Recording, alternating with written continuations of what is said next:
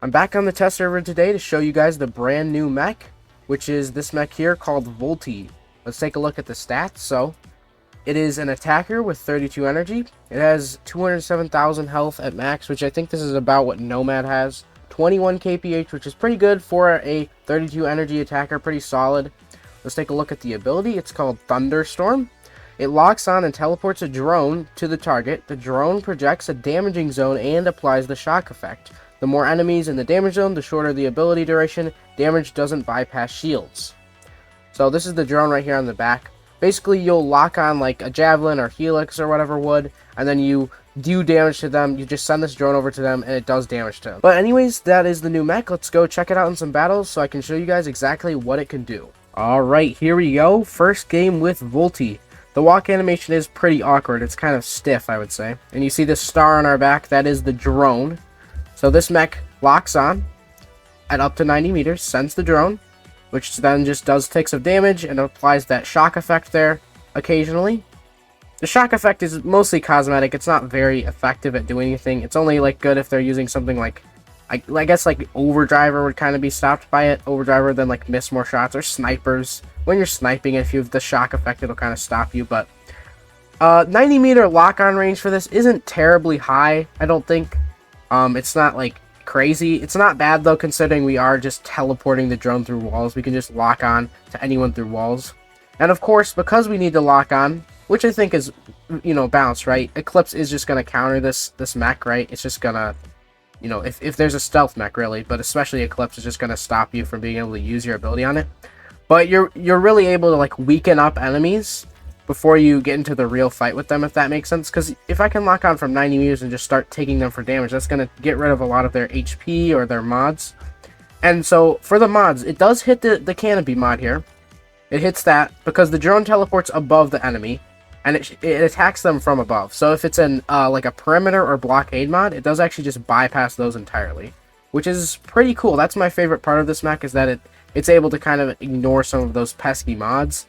Which is definitely an interesting mechanic and makes me a lot more interested in using this mech, I think.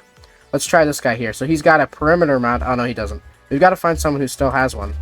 They're all getting destroyed. I want to show you how it works with that mod as well. That's a canopy mod. Let's do it on this guy, though.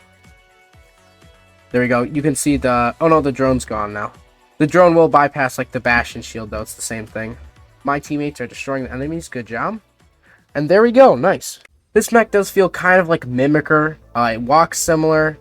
They both have similar abilities where you lock on at the very least, you know. Oh, come on, man. These hemlocks are so annoying. But yeah, this mech, I think it's pretty versatile because, again, you're able to, you know, soften up your next target with your ability at range. So it's almost like an anti-camper thing. If you're just going to camp in the back, I'm just going to hit you with this ability and just slowly drain your HP, right? It's not incredible damage, but you can't just hide in the back from it. You will just die if you end up doing that. So let's see if we can take this guy out. Actually, let's go for this guy at mid. I want to find a guy that has a perimeter shield left, or a blockade shield, so I can show you guys. It does fully bypass those though, which I think is really cool. It's definitely interesting how they're, after mods are introduced, they're now introducing things to counter mods. Here we go. So it's going to hit the canopy and then bypass the perimeter, which is, the perimeter is the more important one. The perimeter and blockade are like the main mod shields, the most important mods. So the fact that it bypasses those ones is very good. Here we go. Let's get this Onyx. Apply Venom and then also apply this.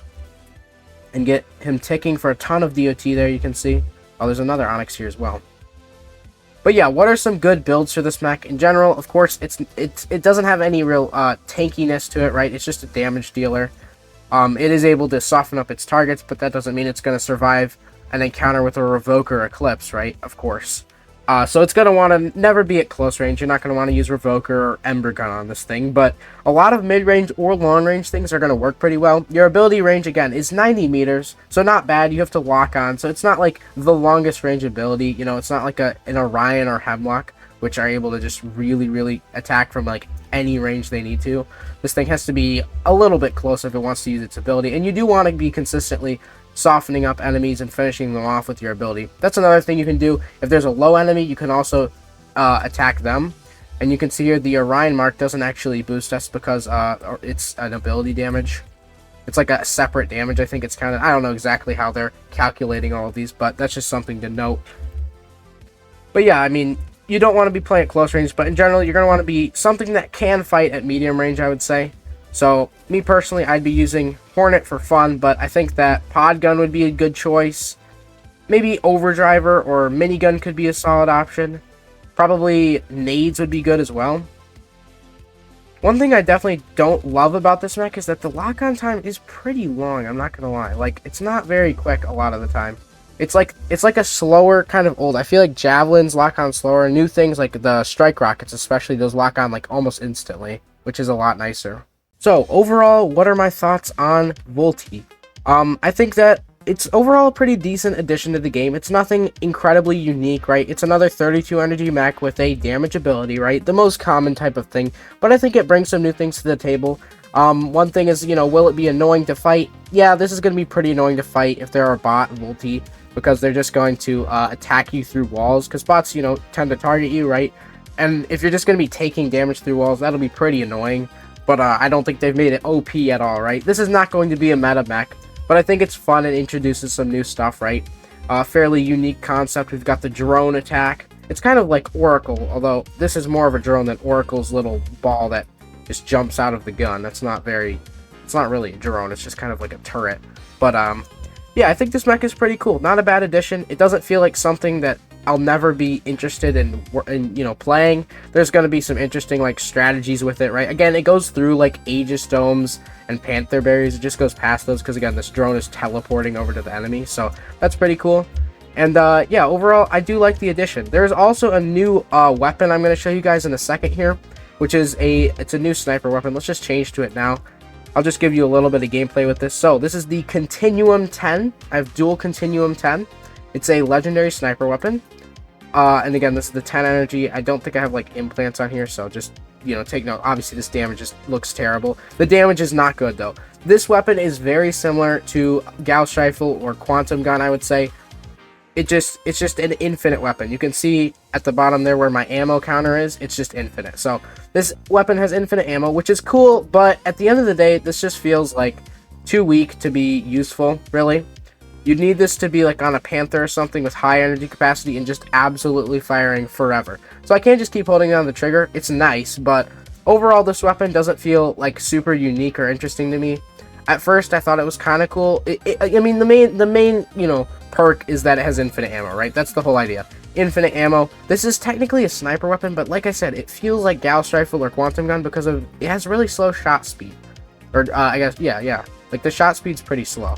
So it's not like you can, like, I can't snipe people way over there super easily. Like, I can't just, you know, have my crosshair on him and easily hit him and track him, for the most part. So it feels more like a mid-range weapon to me, and again, the damage on these is not that cool. This is how it looks, kind of. I'll show you. It looks pretty cool.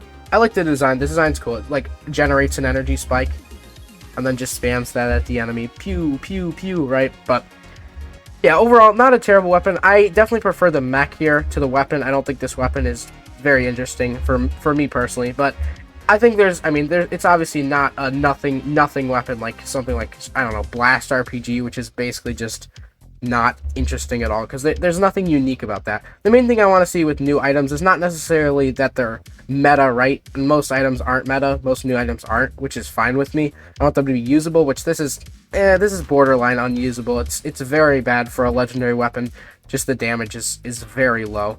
Obviously, we're not getting an accurate representation here because I don't have pilots, but yeah, Continuum is pretty meh. Not terrible, though. Still brings like a new mechanic with the infinite ammo. So overall, pretty cool mech. I like Volti. The design is cool, and I especially like its ability, which can bypass those mod shields, which I think is really awesome.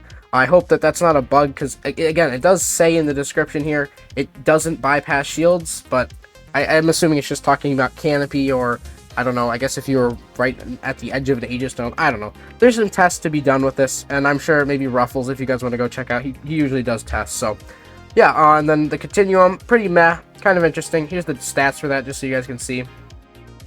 It is pretty funny to see the infinite symbol for the magazine.